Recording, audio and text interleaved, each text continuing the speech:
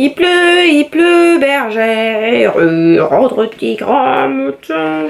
Quand j'étais petite, j'ai toujours grand mouton, mais je crois que c'est blanc mouton la chanson. Il pleut, bergère. Bonjour, j'espère que vous allez bien. On se retrouve aujourd'hui pour une nouvelle vidéo où je vais vous parler de ce livre-ci. Il s'agit de Ce que je sais enfin de Carrie Hope Fletcher et je vais vous proposer de gagner des exemplaires en fait, donc je vous invite à rester jusqu'à la fin de la vidéo pour en savoir plus. Je vais donc vous parler de Ce que je sais enfin de Carrie Hope Fletcher, qui est une youtubeuse assez connue dans les pays anglophones.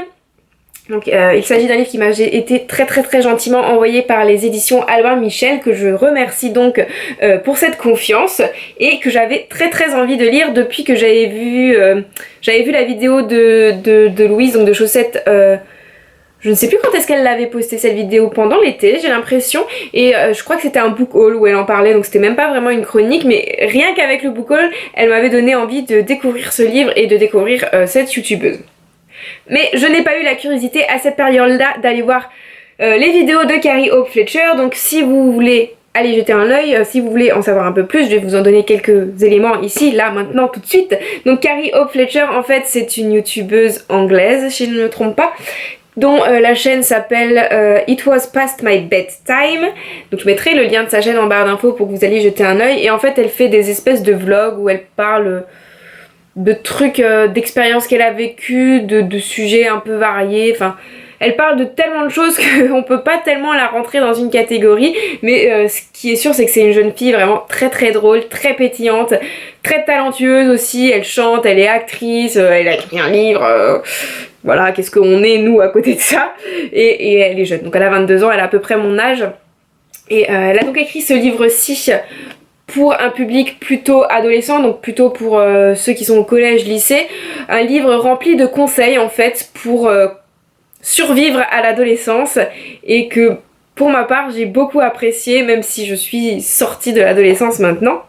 Ce qui m'a impressionnée, c'est que je me dis que cette jeune fille à mon âge, et pourtant qu'elle a beaucoup plus de recul que moi, sur ce qui lui est arrivé pendant son adolescence. En fait, elle donne vraiment de très bons conseils, que ce soit au niveau de l'intimidation, comment faire face aux gens qui vous harcèlent, tout ce qui est rapport aux premières fois, premiers bisous, première fois tout court, tout un tas de choses. D'ailleurs, ce petit truc là résume très bien tout ce qu'on peut y trouver, donc les amis, les profs, le harcèlement, l'amour, le collège, le lycée, internet, la pression, le respect, les erreurs, les premières fois. Ça résume vraiment très bien le contenu, même si je trouve que c'est... en fait, ça se fond bien dans la masse, mais moi je préférais ça, en fait. Mais c'est pas grave, c'est comme ça que fonctionnent les livres qu'on veut adresser aux adolescents chez nous en France. C'est souvent ce genre de choses qu'on trouve sur les couvertures, donc voilà. Mais ça résume en tout cas très bien ce qu'on y trouve. Elle nous parle vraiment comme si elle était une grande sœur, c'est-à-dire qu'elle... partage ses expériences et elle nous explique ce qu'elle en a tiré et comment il faudrait qu'on réagisse. Pas comment on devrait réagir, mais comment il faudrait réagir. C'est-à-dire qu'elle a un certain recul et qu'elle le partage, qu'elle nous dit que plus tard ça ira mieux, etc. etc. Et c'est un livre qui est construit vraiment très bien en fait. C'est par conseil en fait, vous avez des catégories, donc ça va être sur la première fois, sur... je ne sais même plus exactement ce qu'il y a, donc... attendez, je vais en prendre un au hasard, hop. Tomber amoureuse, c'est répugnante à faire. Les titres sont assez sympas. Je disais que le livre était divisé en plusieurs parties, plusieurs regroupements de thèmes. Donc là par exemple c'est divisé sous forme d'actes en fait, puisqu'elle est actrice, donc là on a acte 2, on ne peut pas être aimé par tout le monde et pourquoi ça n'a pas d'importance. Et donc là elle va nous expliquer justement qu'on ne peut pas aimer tout le monde et que on ne peut pas être aimé par tout le monde, et effectivement. Donc c'est très intéressant sur la façon dont c'est construit, c'est pas du tout un témoignage, c'est pas du tout non plus un roman comme Zoé là a pu écrire. Ça se rapproche je pense un peu plus de ce que Enjoy Phoenix a écrit, même si je ne l'ai pas lu, mais je pense que ça rentre plus ou moins dans la même catégorie. Donc c'est vraiment quelque chose qui vise à... qui a pour visée d'être une sorte de guide pour les adolescents en fait.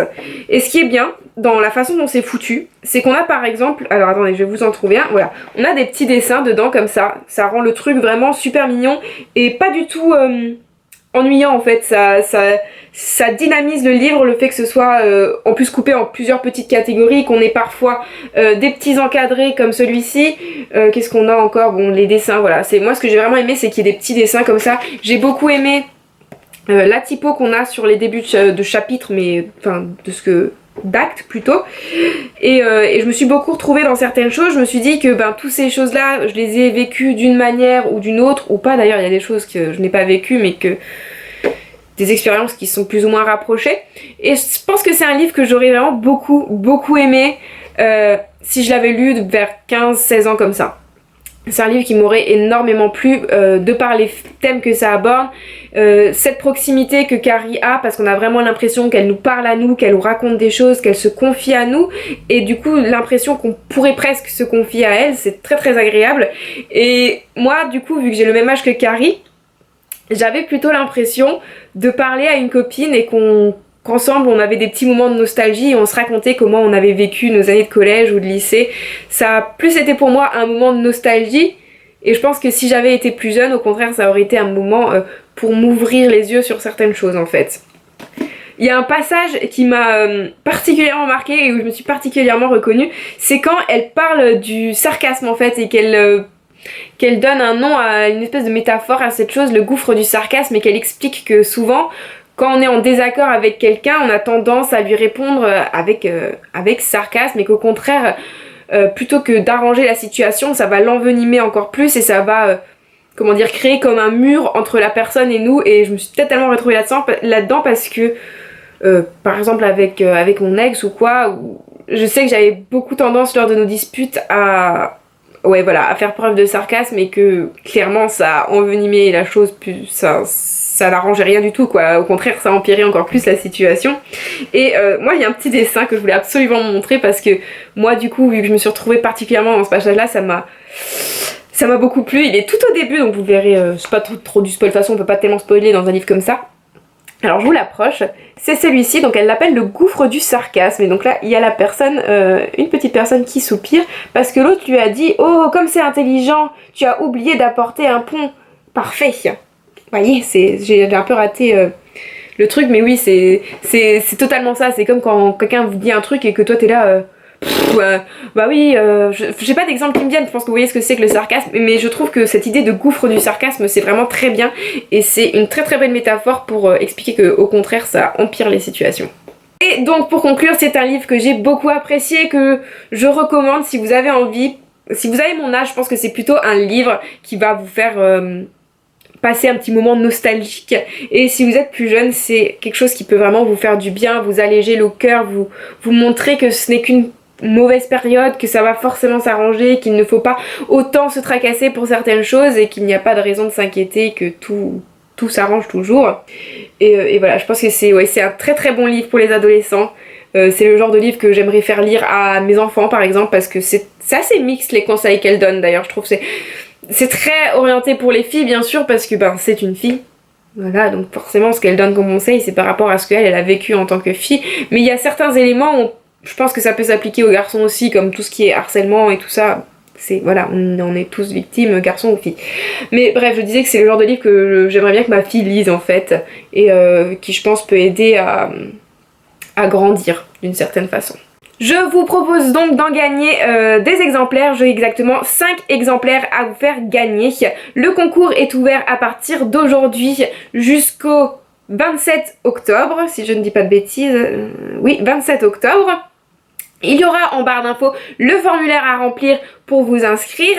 C'est ouvert uniquement à la France métropolitaine.